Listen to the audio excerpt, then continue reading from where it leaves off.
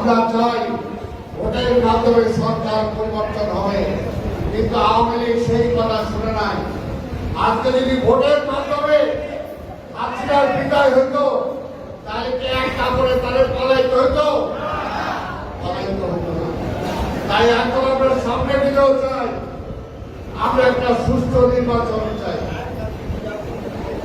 এই মানুষ যাতে ভোট দিতে পারে সেই অধিকারটা আমরা চাই, এবং সেই ভোটে তারা ক্ষমতায় আসবে। আমরা বিশ্বাস করি বিএনপির চেয়ারম্যান দেশনায়ক তারেক রহমান বলেছেন, আমরা আন্দোলনের উপরে নির্বাচন, সেই নির্বাচনে যারাই জয়লাভ করবে না কেন সবাইকে নিয়ে ঐক্যবদ্ধভাবে আমরা সরকার গঠন করব। তাই ভাইরা, বাংলাদেশ এখনো কিন্তু যারা টাকা পাচার করেছে তাদেরকে ধরা হয় নাই, যারা চুরি ডাকাতি করেছে তাদের ধরা হয় নাই, যারা সিন্ডিকেট করেছিল তাদেরকে এখনো ধরা হয় নাই। আমরা বিশ্বাস করি সবাইকে ধরে যত দ্রুত সম্ভব একটা নির্বাচন হবে।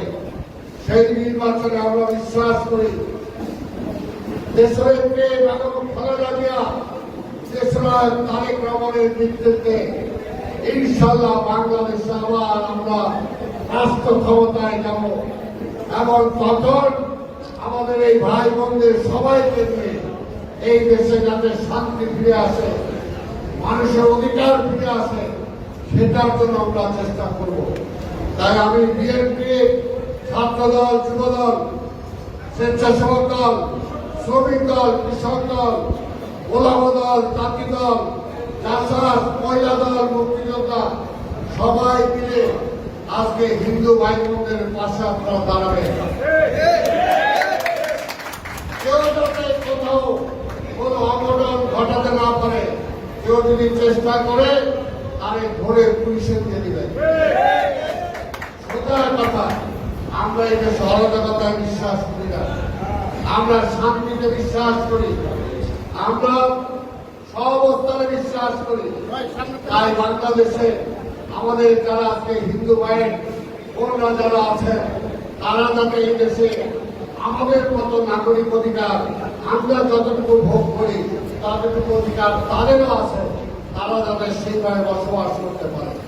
আমি আর বক্তব্য দীর্ঘায়িত না করে আমি আজকে আমার হিন্দু ধর্মাবলম্বী ভাই বোন মুরব্বী যারা আছে তাদেরকে আমি আমাদের নেত্রী বেগম খালেদা জিয়ার পক্ষ থেকে, আমাদের নেতা দেশনায়ক তারেক রহমানের পক্ষ থেকে আপনাদেরকে অগ্রিম শুভেচ্ছা জানাই।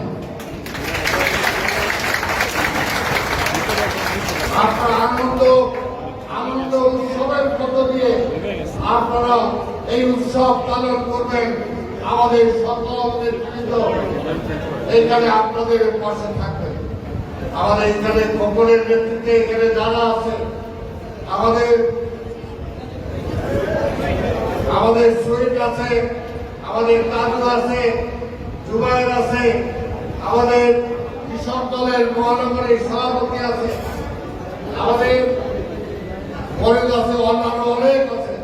আমি আর সবার নাম বলছি না, সবার সাথে হিন্দু ধর্মের যারা আছে সবাই একটু একসাথে হাত তুলে দেখার তো যে একসাথে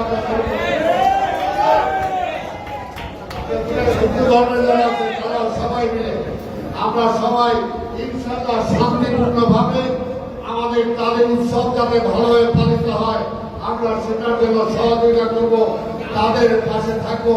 এই কথা বলেই আমি আমার বক্তব্য শেষ করছি। খোদা হাফেজ। বাংলাদেশ জিন্দাবাদ।